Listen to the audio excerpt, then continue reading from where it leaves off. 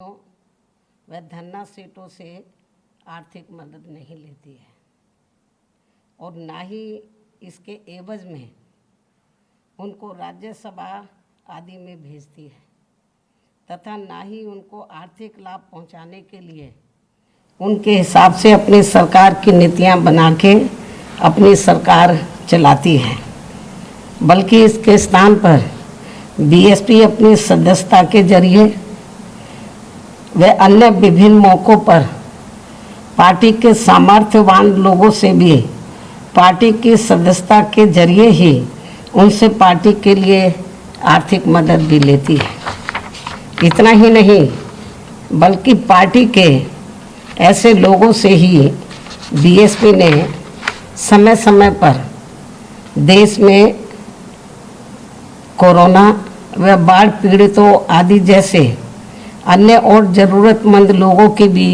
विभिन्न रूपों में सीधा मदद भी करवाई है, ये सभी को मालूम है।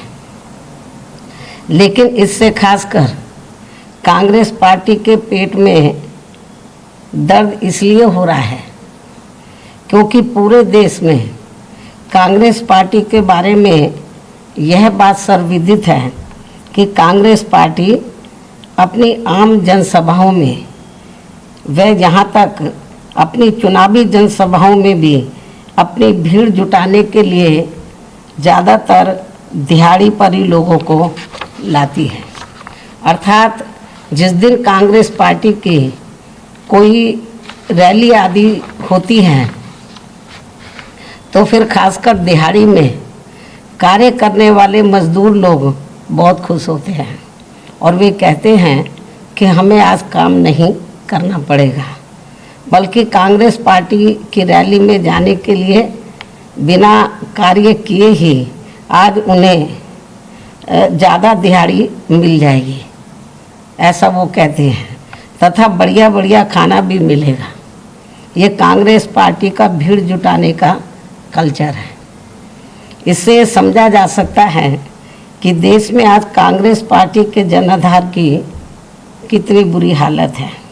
इसके साथ ही देश के किसी भी राज्य में जब विधानसभा का आम चुनाव होता है या देश में लोकसभा का भी आम चुनाव होता है तो तब इनको खासकर यूपी जैसे कमज़ोर राज्यों में आसानी से चुनाव लड़ाने के लिए उम्मीदवार तक भी नहीं मिलते।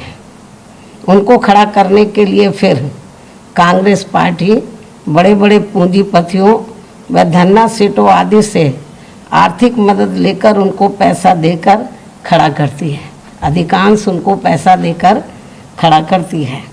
इसलिए अधिकांश इनके उम्मीदवारों को जीतने हारने से कोई लेना देना नहीं होता है, बल्कि वो तो ये मानकर चलते हैं कि अब हमारे घर का कुछ समय तक का खर्चा चल जाएगा, जो उनको चुनाव लड़ाने के लिए वो पैसा देते हैं।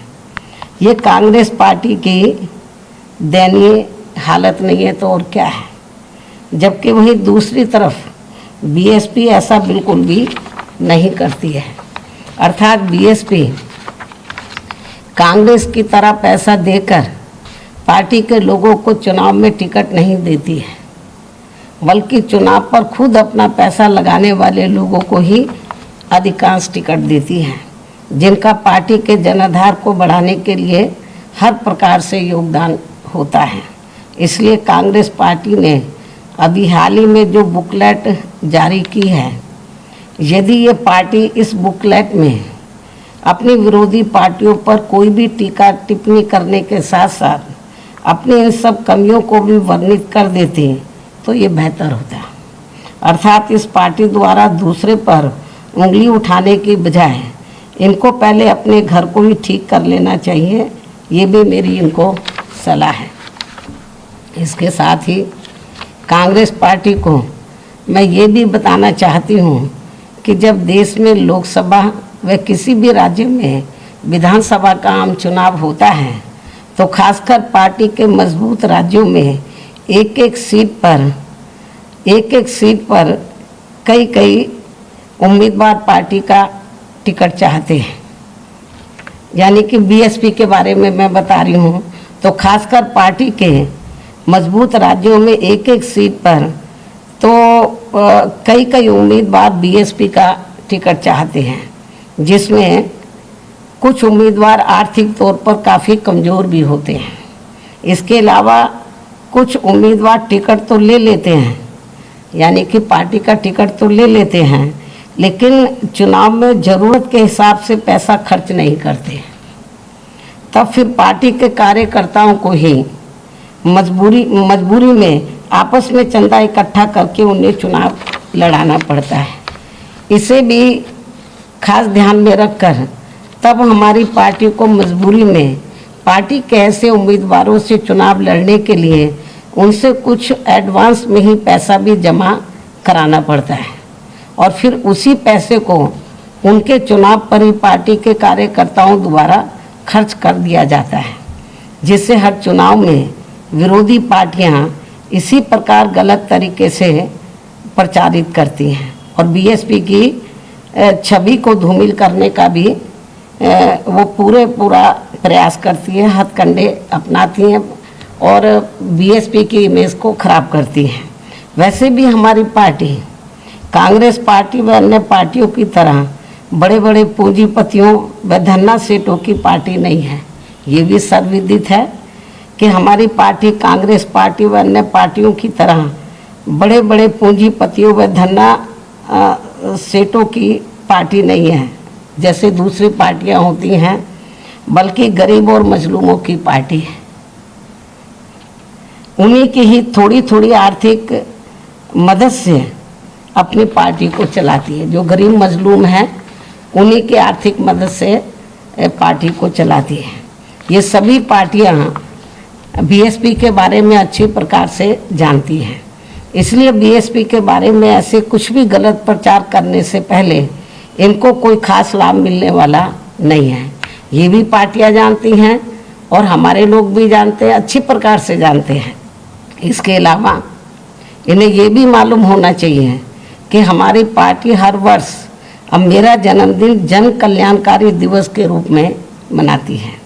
लेकिन इससे पहले क्या होता था, जब मेरा जन्मदिन होता था तो मेरे बार बार मना करने के बावजूद भी मेरे जन्मदिन पर पार्टी के अधिकांश लोग तो महंगे कपड़े व गहने आदि मुझे देते थे, जिसे ध्यान में रखकर फिर हमने ये फैसला लिया कि आप बीएसपी सदस्यता की किताबें ले जाएं। जो मुझे कीमती कपड़े और गहने देते थे, तो उसे ध्यान में रखकर फिर हमने ये फैसला लिया कि आप बीएसपी सदस्यता की किताबें ले जाएं।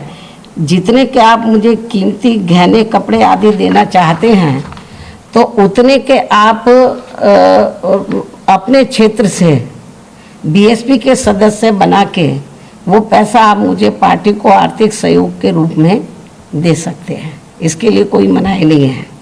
उसके बाद से अब हम इस मौके पर अपने लोगों को हर वर्ष बीएसपी सदस्यता की किताबें दे देते हैं। लोग फिर उसके जरिए हर वर्ष पार्टी को खुशी खुशी से काफ़ी आर्थिक मदद भी करते हैं।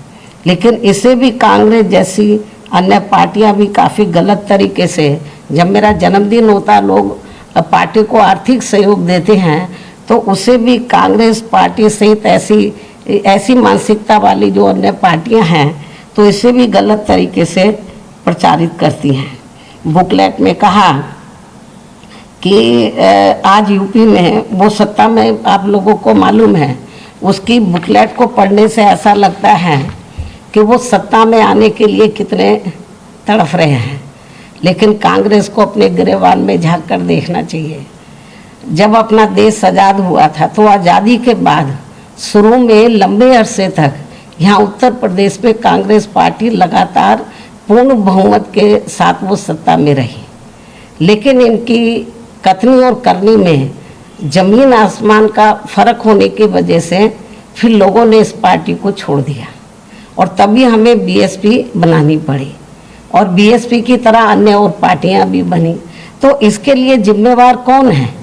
जो कांग्रेस की का जो आज हाल बेहाल है, इसके लिए जिम्मेवार कौन है? हमारी पार्टी नहीं है, दूसरी पार्टियां नहीं है, जो अन्य विरोधी पार्टियां हैं। इसके लिए सही मायने में जिम्मेवार कांग्रेस पार्टी की खुद गलत नीतियाँ, कार्यशैली, उनकी कथनी करने में अंतर, ये सब कांग्रेस पार्टी इसके लिए जिम्मेवार है। अब अपनी कमियों को छिपाने के लिए वो किस्म किस्म के हथकंडे अपनाए, तो मैं समझती हूँ यूपी की जनता ये सब बातें अच्छी प्रकार से जानती है। चाहे वो एक बुकलेट जारी करे या 2 करे, तो मुझे नहीं लगता कि जनता के ऊपर कोई असर पड़ने वाला है। तो इसलिए मैंने ये सोचा कि इनका जवाब देना बहुत ज़रूरी है। हालांकि किताब में और क्या लिखा है तो मैंने तो पढ़ा नहीं है, लेकिन थोड़ा किसी 1-2 चैनल में आ रहा था, तो उसको ध्यान में रखकर तो मैंने ये सोचा इसका जवाब देना ज़रूरी है। इतना ही नहीं, बल्कि आज मैं किसी एक चैनल में हमारी पार्टी के जो राष्ट्रीय महासचिव व राज्यसभा सांसद हैं श्री S.C. मिश्र, उनका इंटरव्यू देख रही थी, जिसमें उनसे बार बार मेरा उत्तराधिकारी के बारे में पूछा जा रहा था कि आपकी बहन जी का उत्तराधिकारी कौन होगा।